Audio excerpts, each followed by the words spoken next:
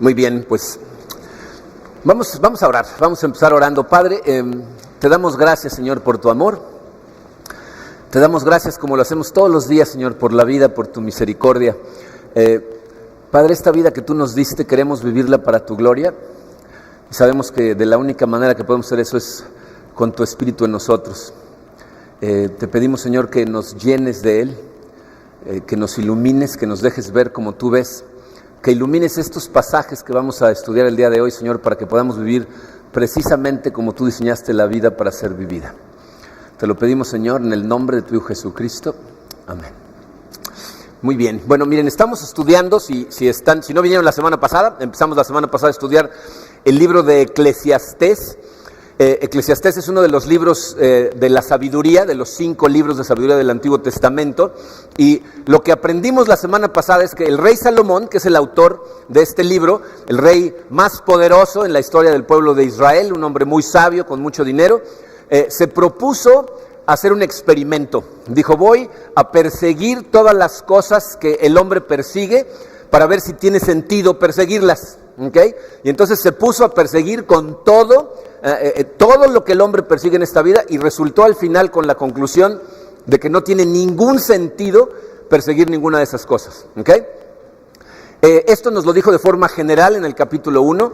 Si leyeron por adelantado el capítulo 2, se dieron cuenta que durante la primera parte, los primeros más o menos 11 versículos, lo que hace Salomón es explayarse, o sea, explicar en detalle a qué grado llevó a cabo su experimento.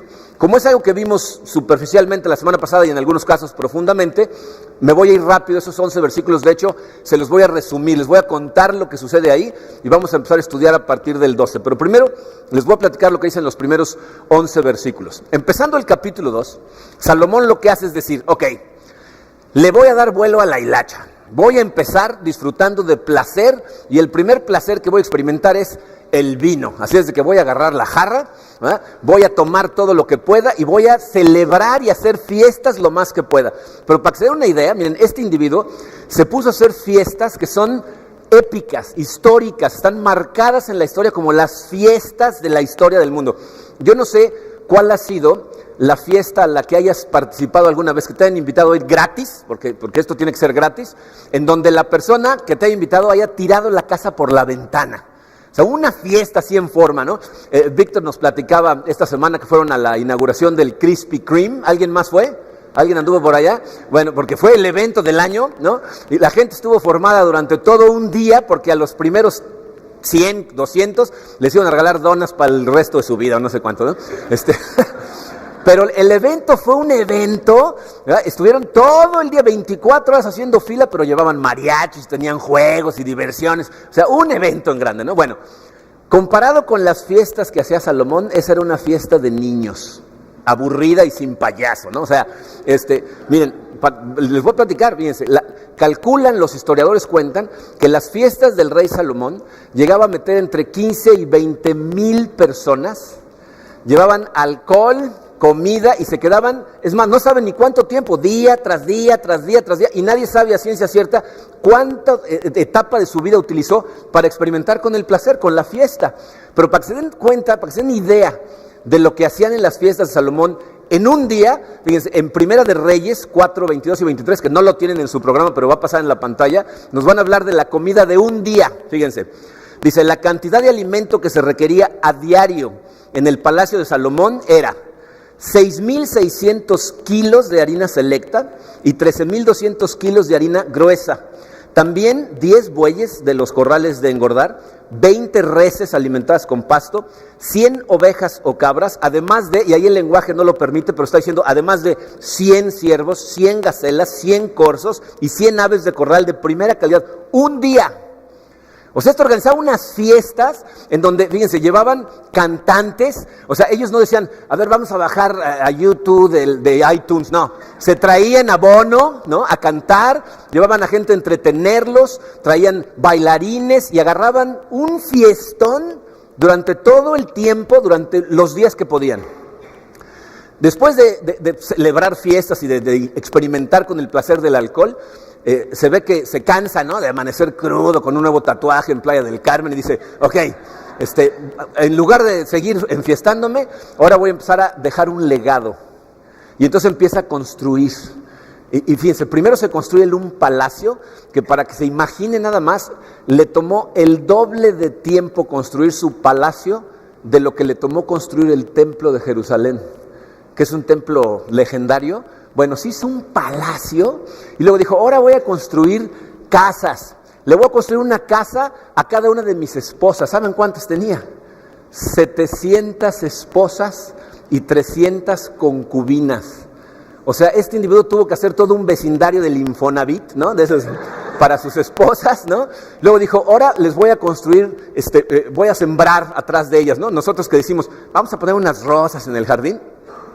Hizo un bosque para ponerlo al lado de Jerusalén, pero un bosque tan grande. Fíjense, si ustedes van hoy a Jerusalén, en el suroeste de Jerusalén hay 3, se llaman los estanques de Salomón. Eran unas como albercas profundas y gigantescas. Es más, hagan un Google en su computadora y pongan los estanques de Salomón y van a ver la inmensidad que todavía están hoy ahí. Eran puras aguas enormes para poder regar sus bosques, del tamaño que eran sus bosques. O sea, cuando se puso a construir en grande. Y luego dice, y luego sirvientes. Entonces empezó a comprar esclavos. Y dice la Biblia que tenía esclavos para los esclavos, ¿no? O sea, este individuo no hacía nada, ¿eh? O sea, es evidente que él no se privó de ningún placer, ni movía un dedo para hacer nada. Tenía gente para que le hiciera todo. Tenía 700 esposas y 300 concubinas, porque dijo, ahora voy a experimentar con el placer sexual. Entonces, sin ninguna inhibición, este individuo tenía suficientes esposas, concubinas para estar con una mujer diferente diario durante 3 años. O sea, todo lo que pudo experimentar, lo experimentó, ¿ok? En el versículo 9, y esto es importante y por eso se los puse ahí, dice una frase muy importante. Dice el versículo 9 del capítulo 2, me engrandecí en gran manera, más que todos los que me precedieron en Jerusalén. Además, esta es la frase, la sabiduría permanecía conmigo. O sea, lo que está diciendo Salomón es, con todo el fiestón que organicé y todo lo que hice, siempre mantuve en mente lo que estaba haciendo. O sea, yo estaba consciente de que lo que estaba haciendo era un experimento para probar estas cosas, ¿ok? Bueno, y concluye en el versículo 11 otra vez diciendo, y nada tiene sentido. No hay nada que tenga sentido, es como perseguir el viento. Y entonces llegamos al versículo 12 y vamos a empezar a estudiar desde ahí. Versículo 12 dice, consideré entonces la sabiduría, la necedad y la insensatez. Está diciendo, entonces todo lo que consideré, lo que perseguí, eran sabiduría, necedad e insensatez. Y luego dice, ¿qué más puede hacer el sucesor del rey aparte de lo ya hecho? Les voy a decir por qué dice eso. Lo que está diciendo es esto. Nadie va a poder hacer nunca un experimento con más recursos que yo. Por si a alguno de ustedes aquí se les está ocurriendo y dicen, oye, pues qué buena idea la de Salomón, voy a hacer el experimento yo también. Salomón está diciendo, no hace falta. Yo ya lo hice y tú no vas a poder hacerlo con todo lo que yo tengo. Así es de que si dices, voy a repetir el invento, ¿verdad? Eclesiastés ya se escribió, gracias, pero no hace falta. Gracias por tu disposición, ¿no? O sea, ya sabemos cuál es el resultado del experimento. Hay algunos filósofos, algunos pensadores, que dicen que la objeción al experimento de Salomón es la forma en que lo hizo. O sea, ellos dicen, la razón por qué él no le encontró sentido a nada, la razón por la que al final decía, no, esto no tiene ningún sentido, no encontré satisfacción en hacerlo, es porque todo estaba planeado.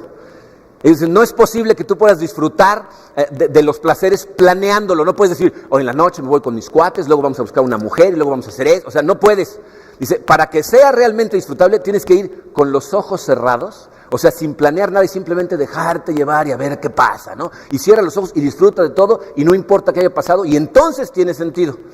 Lo cual, digo, no sé si les parezca a ustedes, es una verdadera estupidez. De hecho, Salomón tiene una respuesta para ello. En el versículo 13 dice, y pudo observar que hay más provecho en la sabiduría que en la insensatez, así como hay más provecho en la luz que en las tinieblas. El sabio tiene los ojos bien puestos, pero el necio anda a oscuras. O sea, lo que Salomón está diciendo es, intentar este experimento a ciegas es una locura. Lo que necesitas hacer es ir analizando todo el tiempo qué es lo que estás haciendo y qué pasa cuando lo haces. Eso es un experimento, ver los resultados y analizar las consecuencias. Dice, si tú te metes a hacer este experimento con los ojos cerrados y dejarte ir, es como entrar corriendo a un cuarto a toda velocidad con los ojos cerrados, sin saber qué hay en el cuarto. Dice, es una tontería. Y creo que lo sabemos todos perfectamente, ¿no? O sea, miren, de hecho, esa línea es una llamada de atención bastante más profunda de lo que parece. Porque Salomón lo que nos está diciendo a nosotros es: pon atención a lo que estás persiguiendo en tu vida. Pon atención a qué estás persiguiendo y a cómo lo estás persiguiendo y cuáles son las cosas que suceden cuando lo persigues. Porque si pones atención, si abres los ojos, es posible que eso te salve, que te salve la vida, que te salve la eternidad y aparte que te evite enfrentar aquí las peores consecuencias que la gente va a enfrentar. Y miren, yo creo que cuando decimos entrar corriendo a un cuarto con los ojos cerrados, todos pensamos, es una tontería, ¿quién hace eso? ¿Se dan cuenta de la cantidad de gente que vive su vida con los ojos cerrados, por lo menos en algún área de su vida? ¿Cuántas personas cuando platicamos con ellos, lo que te dicen cuando tocas cierta área, dicen, no, de eso no quiero hablar, de eso no me digas, ya sé, no, estoy bien. Oye, lo que estás haciendo con tu esposa o con tu esposo está mal, porque, no, olvídate, vine a hablar de otra cosa contigo. La manera en que estás educando a tus hijos está mal. Si no les pones límites, si no los disciplinas. No, mis hijos están bien. Son especiales, tienen un... Tú no te preocupes por eso. Otra área. ¿Cuánta gente va por su vida, o en su trabajo, o con su pareja, con sus hijos, con los ojos cerrados? Salomón te está diciendo aquí, abre los ojos. Fíjate bien lo que está pasando. Ve las consecuencias. Si no las ves es porque estás cerrando los ojos. No seas tonto. ¿Ok? Luego, Salomón se va a enfrentar, o sea, se va a encontrar con lo que los filósofos llaman el gran ecualizador, o sea, lo que hace iguales al final a todos los hombres. Dice la segunda parte del versículo 14. Pero también me di cuenta de que un mismo final les espera a todos. Me dije entonces, si al fin voy a acabar igual que el necio, ¿de qué me sirve ser tan sabio? Y concluí que también esto es absurdo, pues nadie se acuerda jamás del sabio ni del necio. Con el paso del tiempo todo cae en el olvido y lo mismo mueren los sabios que los necios. ¿Cuál es el gran ecualizador? ¿Cuál es el obstáculo que vamos a enfrentar todos sin importar quién seamos? La muerte. Al final del día nos vamos a morir. Y la frustración de Salomón dice, entonces no importa qué tan sabio, qué tan poderoso, qué tanto construye en mi vida, ¿voy a morir igual que todos los tarados y fracasados del mundo? Dice, pues eso es un absurdo. Cuando se encuentra con la posibilidad de la muerte. Miren, yo sé que la muerte no es un tema popular. De hecho, la gente trata de evitar hablar de esas cosas, de pensar en esas cosas, ¿no? La mayor parte de la gente, yo creo que por ahí de abajo de los 35, 40 años de edad se sienten eternos, nos sentimos inmortales en esa edad, y luego ya después de por ahí de los 40, 45 comenzamos a ver más de cerca el cementerio, ¿no? O sea, ¿no? Pero antes de eso no quieres ni hablar de esas cosas. Miren, tiene su razón de ser que la Biblia mencione tantas veces la muerte y la importancia de pensar en ella. Dos cosas, fíjense. Salomón está haciendo un berrinche porque Salomón está concentrado en las cosas del mundo. O sea, él tiene puestos sus sentidos en el mundo, está haciendo y construyendo y creciendo y se siente importante. Y eso es lo que le pasa a la gente que llega a tener mucho. Llegan a sentirse más importantes que otras personas porque tienen cosas. Y entonces Salomón dice, ¿cómo el que más tiene va a morir igual que el que no tiene nada? ¿Cómo le pueden igualar a alguien más? A los ojos de Dios, no importa cuánto tengas, somos exactamente iguales. Pero ¿saben qué es evidente? Es evidente que a los ojos de Dios, la muerte no se ve igual que como la vemos nosotros. ¿Por cómo vemos la muerte nosotros? Nos da miedo, ¿no? Nos espanta pensar que alguien a quien amamos vaya a morir. No queremos ser nosotros los que nos vayamos a ir. Cuando alguien se muere dices, ¡ay, qué horrible!, ¿no? Pero evidentemente Dios no lo ve igual. Y miren, una de las cosas hermosas de estar en Cristo, y son cosas que ya hemos tocado anteriormente, es que el aguijón de la muerte verdaderamente desaparece cuando tú estás en Cristo. No significa que no te duele cuando pierdes gente, no significa que no piensas en voy a dejar a mi familia sola, significa que sabes que cualquier separación cuando estás en Cristo es temporal, que va a ser un santiamén y cuando nos demos cuenta vamos a estar todos disfrutando en el reino de Dios y en su presencia juntos. Entonces, así es como lo ve Dios, ¿verdad? Como la transición a su reino. Pero fíjense, aparte de eso, la otra cosa que quería comentarles es esto. ¿Qué tal si en lugar de evitar pensar en la muerte lo más posible, a propósito fuéramos conscientes del hecho de que nos vamos a morir más seguido para aprovecharlo en nuestra vida. Dice, ¿qué le pasa a la gente? Seguramente han visto cómo hay un cambio interno en la gente cuando alguien cerca de ellos fallece.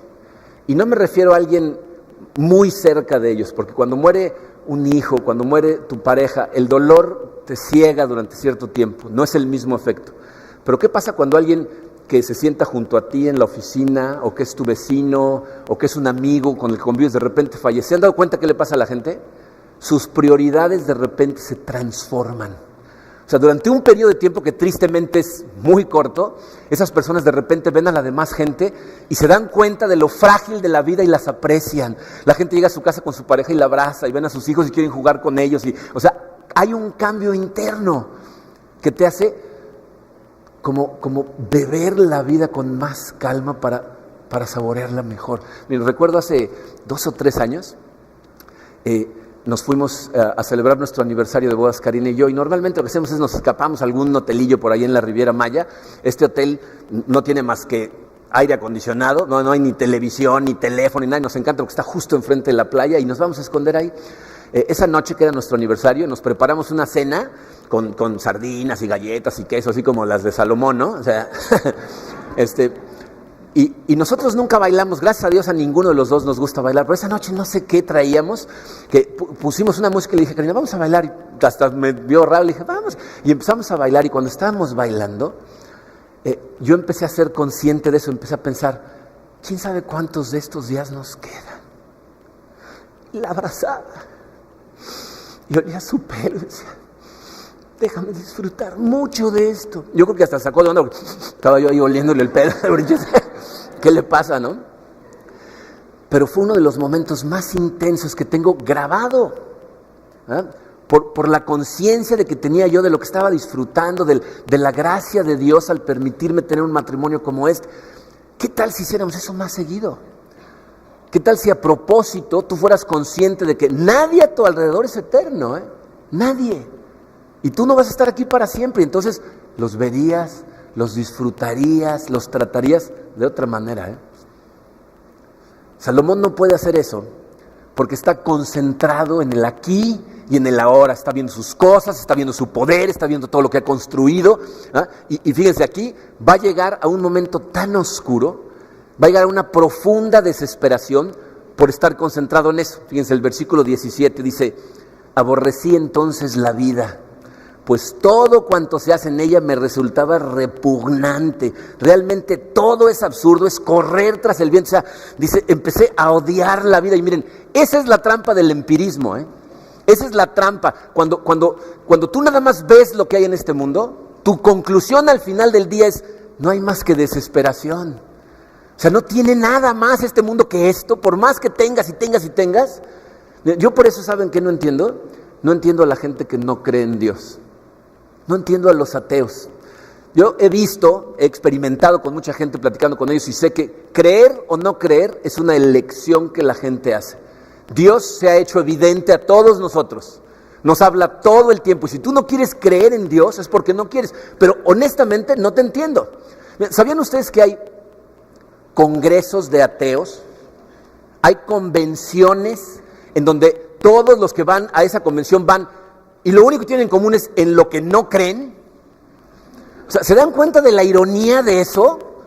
O sea, ¿qué hacen ahí? Cuando nosotros nos juntamos aquí el domingo, ¿qué venimos a hacer? Venimos a celebrar a Dios, venimos a celebrar que nos dio vida, venimos a celebrar la eternidad, venimos a celebrar el amor entre nosotros. ¿Qué celebran ellos? ¿Qué se dirán en la convención? No hay nada más que lo que hay aquí, y un día nos vamos a morir, ¡yeah! ¿No? ¿Se dan cuenta de la ironía de eso? Ahí está Salomón. Dice, nada tiene sentido, nada sabe a nada, perseguirlo y perseguirlo es espantoso. Y para acabarla de amolar, de pronto, cuando se enfrenta con el hecho de que se va a morir, le cae otro 20, o sea, se da cuenta de otra cosa que lo va a hacer pasar de la depresión a la frustración, al enojo. Fíjense, el versículo 18. Dice, aborrecí también el haberme afanado tanto en esta vida, pues el fruto de tanto afán tendría que dejárselo a mi sucesor. Y quién sabe si este sería sabio o necio. Sin embargo, se adueñaría de lo que con tantos afanes y sabiduría logré hacer en esta vida. También esto es absurdo, o sea, dice, de pronto me cayó el 20, que he estado trabaje, pero un día de estos me voy a morir, ¿quién se va a quedar con todo? ¿Uno de mis hijos? Vamos a seguir leyendo, versículo 20 dice, volví a sentirme descorazonado de haberme afanado tanto en esta vida. Pues hay quienes ponen a trabajar su sabiduría y sus conocimientos y experiencia para luego entregarle todos sus bienes a quien jamás movió un dedo. Y también esto es absurdo. Miren, ¿por qué está tan frustrado Salomón? Miren, sabemos históricamente que después de Salomón, el país de Israel se desintegró. De hecho, después de Salomón, lo que sigue de ahí es la desintegración total y de ahí para el real es hacia abajo. O sea, Israel cada vez va peor, hasta que llegan y ¡buah!, los esparcen por todos lados. Entonces, ¿por qué está frustrado y ahora enojado? Porque está analizando las cosas, de repente dice, ¿y me voy a morir? ¿Y quién va a ser mi sucesor? ¿Uno de mis hijos? Estamos en serios problemas, ¿no? Se está viendo a sus hijos. Miren, cuando una persona es multimillonaria y tiene empresas, tiene la capacidad de decidir a quién le hereda las cosas. Puede dejárselas a sus hijos, puede dejar a una persona manejando, pero el rey de Israel no tiene opción. Él no tenía ni voz ni voto. Cuando se muera, le van a pasar en el linaje de David al que sigue y se van a pelear sus hijos por el reino. Pero él no tiene decisión. Entonces, cuando ve a sus hijos, dice, ¿a uno de estos tarados? O sea, los está viendo y dice, estamos en serios problemas. Estos van a destruir todo lo que hice. ¿Ah? Y entonces, con su análisis, realmente llega a un lugar tan oscuro que lo que va a hacer es hacerse la pregunta eterna a la que la gente al final del día tiene que llegar cuando hace este análisis. Versículo 22 dice, ¿qué gana el hombre con todos sus esfuerzos y con tanto preocuparse y afanarse bajo el sol? Esa es la pregunta eterna, ¿Qué gana el hombre con tanto trabajo, con tanto afán, con tanta preocupación? Dice, todos sus días están plagados de sufrimientos y tareas frustrantes y ni siquiera de noche descansa su mente. ¿Qué gana el ser humano? Miren, yo creo, estoy convencido, que esta es la razón, este lugar al que llegó Salomón, es la razón por la que tanta gente que llega a obtener tanto, a crecer tanto, a construir tanto, pero que está concentrado en las cosas de este mundo, termina por subconscientemente o a propósito quitándose la vida. ¿Saben qué tienen en común Kurt Cobain, Jimi Hendrix, Jim Morrison, Janis Joplin, Amy Winehouse? ¿Saben quiénes son esos? Todos ellos fueron cantantes que llegaron al pináculo de su carrera demasiado jóvenes y todo lo que querían obtener lo tenían. ¿Saben qué tienen en común? Todos se murieron a los 27 años de edad, todos.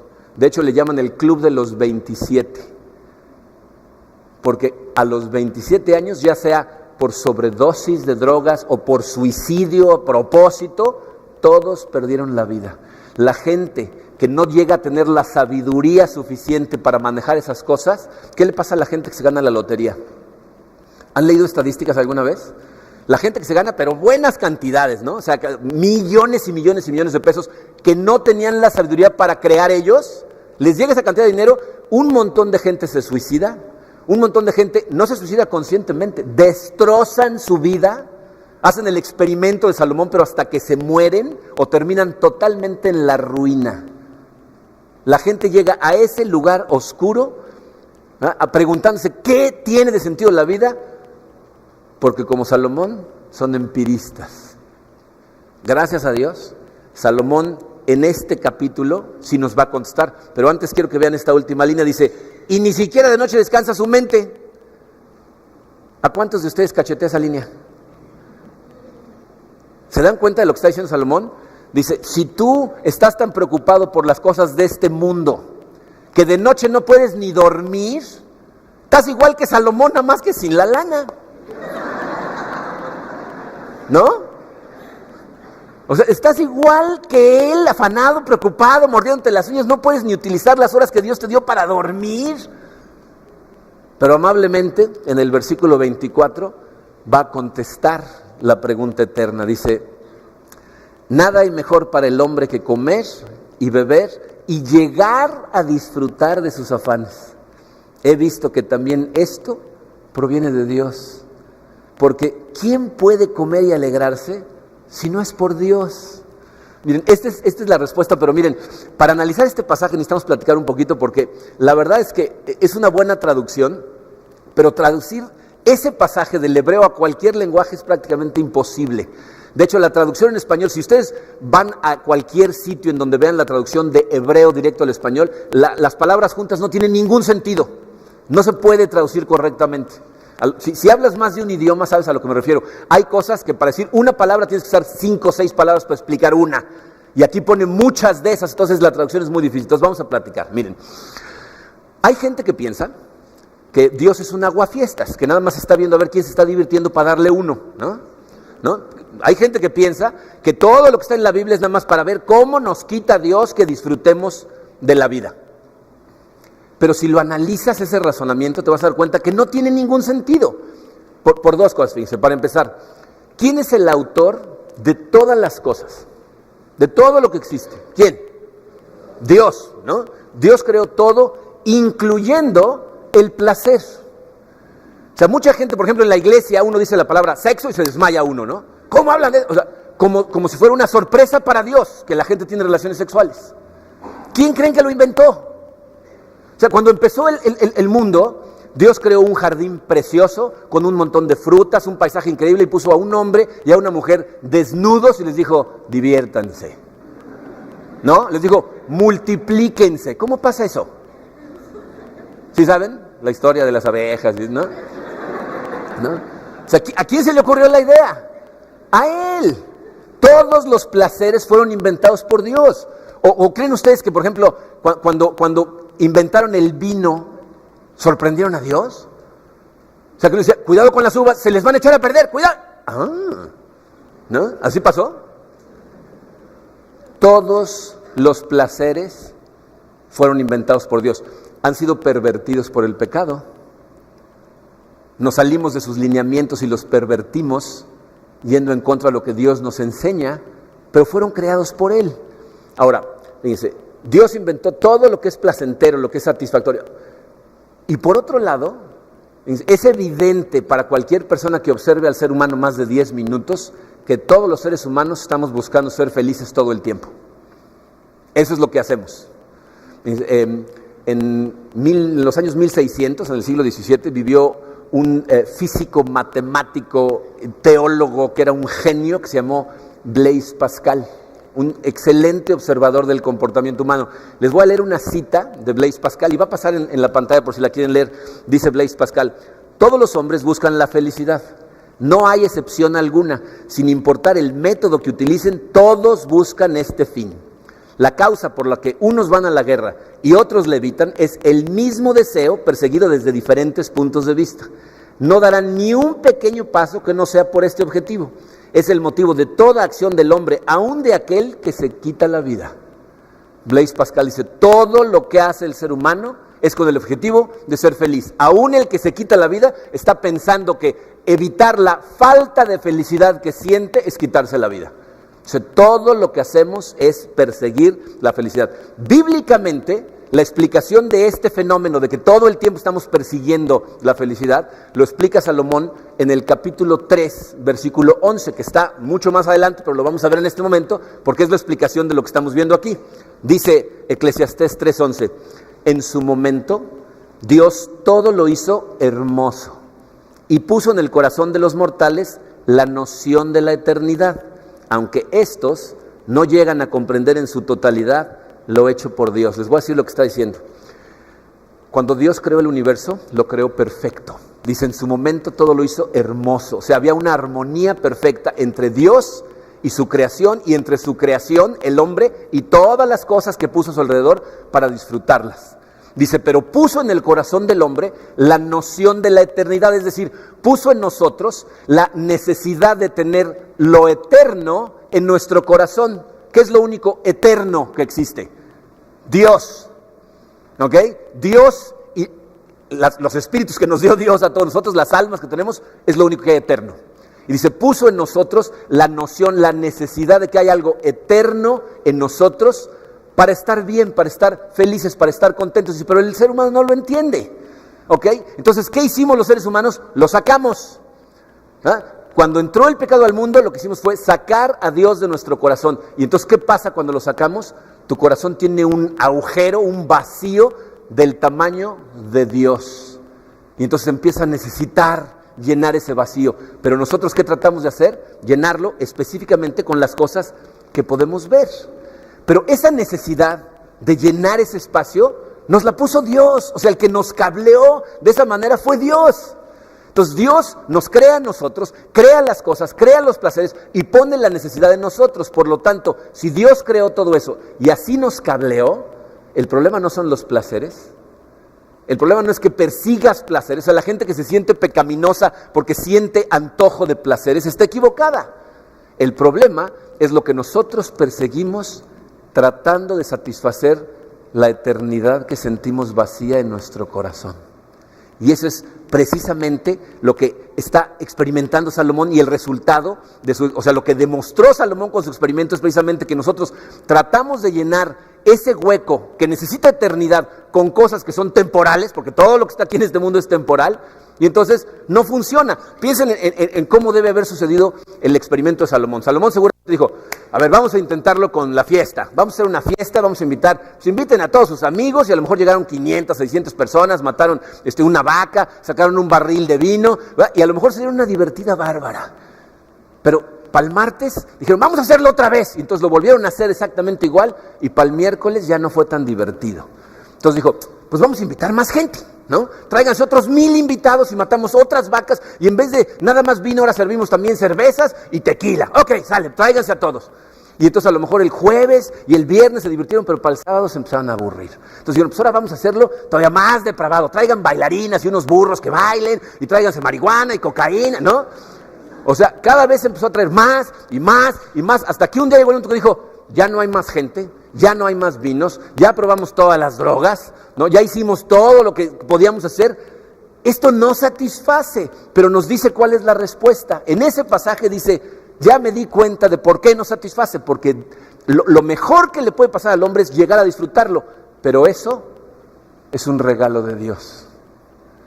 Que tú puedas disfrutar de todas las cosas que hay a tu alrededor es un regalo exclusivamente de Dios. Y miren, yo no sé si se dan cuenta de lo que les estoy diciendo. Lo que te estoy diciendo es que si tú no tienes a Cristo en tu corazón, no vas a disfrutar verdaderamente de ninguno de sus regalos. Y si tú no crees en Dios,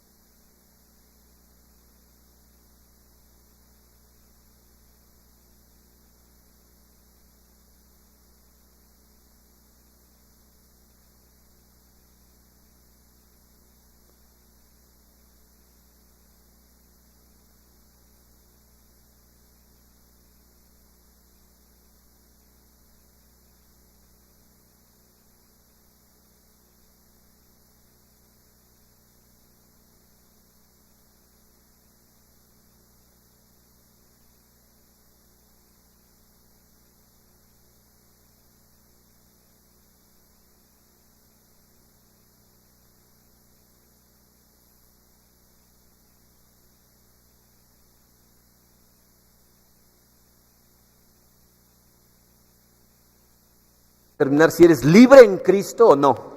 Les voy a decir por qué. Históricamente esa pregunta se ha contestado de un montón de diferentes formas. La gente antes decía, no, pues te tienes que flagelar todos los días 25 veces. Y si ves una mujer, otros 25, ¿no? O sea, eso es lo que agrada a Dios.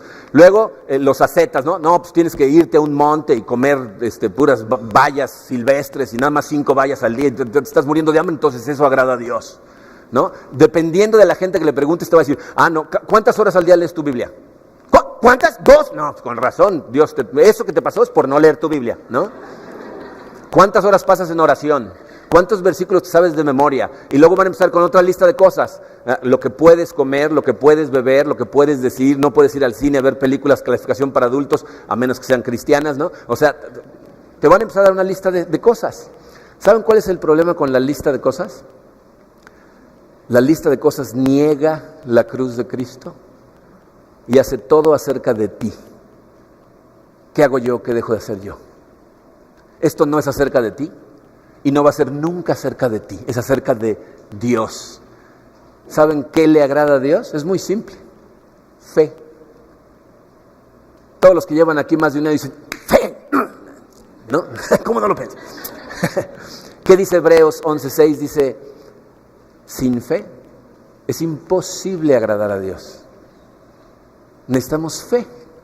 Pero aún esa palabra es ambigua, ¿no? ¿Qué significa tener fe? Simplemente dicho, y es algo que a lo mejor a algunos de ustedes les va a caer como una cubetada de agua fría, pero esto es lo que la Biblia dice.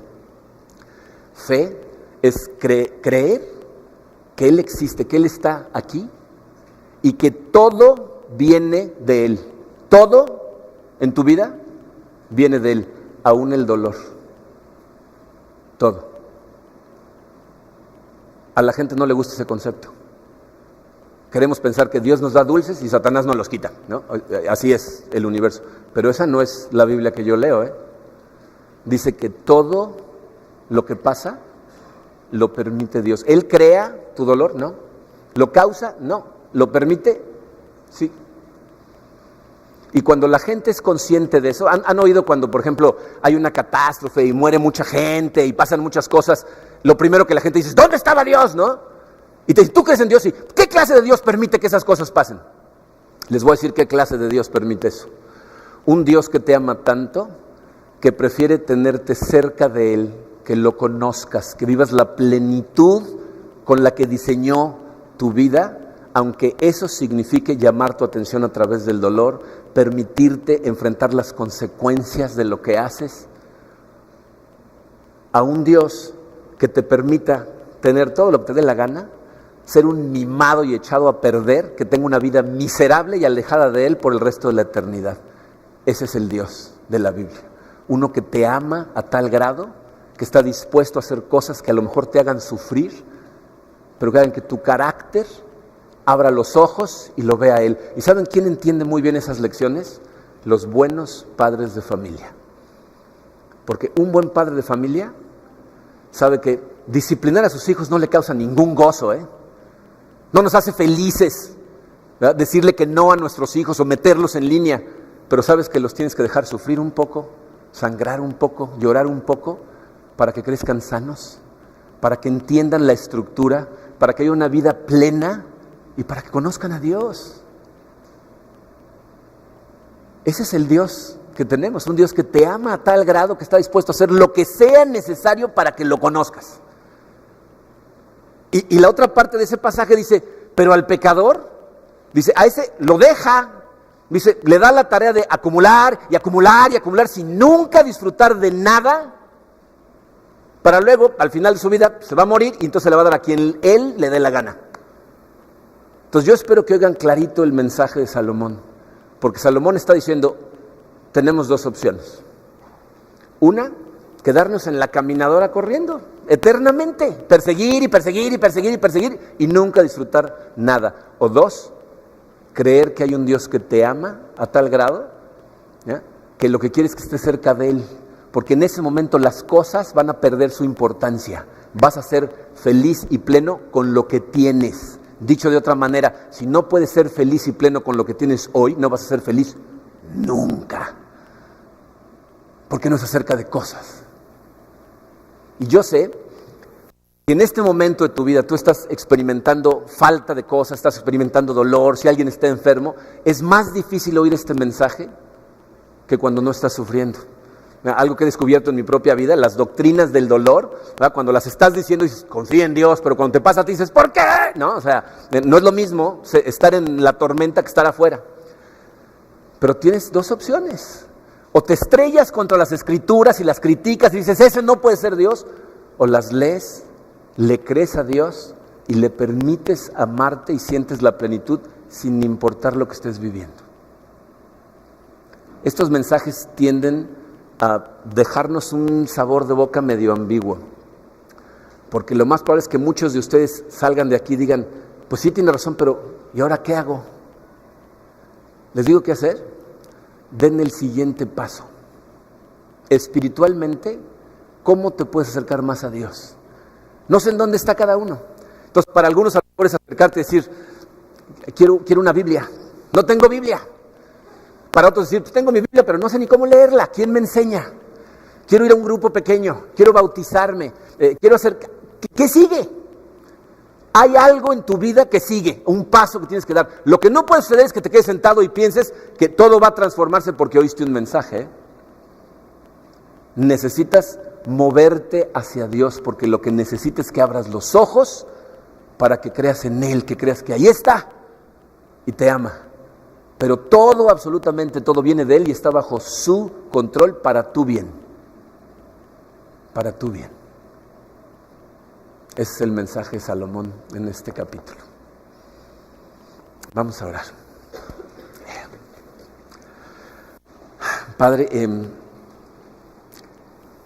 yo creo que el reto más grande que tenemos, Señor, es nuestros 5 sentidos. Estamos tan conectados a las cosas físicas de este mundo que nos cuesta trabajo creer que haya algo más. Te damos gracias, Señor, por el experimento de Salomón, por haber puesto ese libro en la Biblia, porque nos ayuda, Señor, a aprender sin tener que estrellarnos contra la pared, aunque algunos somos muy tercos, Padre. Y vamos a seguir haciéndolo nosotros hasta que nos duela mucho. Mi oración el día de hoy, Padre, es por cada una de las personas que están aquí, para que se den cuenta que no es necesario seguir corriendo en la caminadora, que no es necesario arrancarnos los pelos en la noche de la preocupación, que no es necesario estar todo el tiempo pensando en cómo controlamos nuestras circunstancias para que lo que queremos que pase, pase. Todo lo que es necesario es confiar en ti, ir hacia adelante con esa certeza, siendo guiados por tu Espíritu en lo que hacemos todos los días, dándote gracias por todas las cosas y aceptando las cosas que vienen como de tu mano, no preguntándonos por qué, sino para qué. Sé, Señor, que hay muchas personas sufriendo muy profundamente en este momento, pero también sé que tu palabra nos dice que tú nos consuelas, que cuando vamos a ti con esa fe, Señor, tú llenas nuestro corazón de paz y proteges nuestro corazón, y eso es lo que te pido para todos los que están sufriendo en este momento. Paz, que llene su corazón con tu amor y tu tranquilidad, y que sepan que ahí estás, que no nos abandonas. Y para todos los que estamos aquí, Señor, que en lugar de seguir corriendo en esa caminadora, corramos a ti, que vayamos dando los pasos necesarios para que nos acerquen a ti. Gracias por tu amor, Señor, aunque a veces no lo reconozcamos. En el nombre bendito de tu Hijo Jesucristo.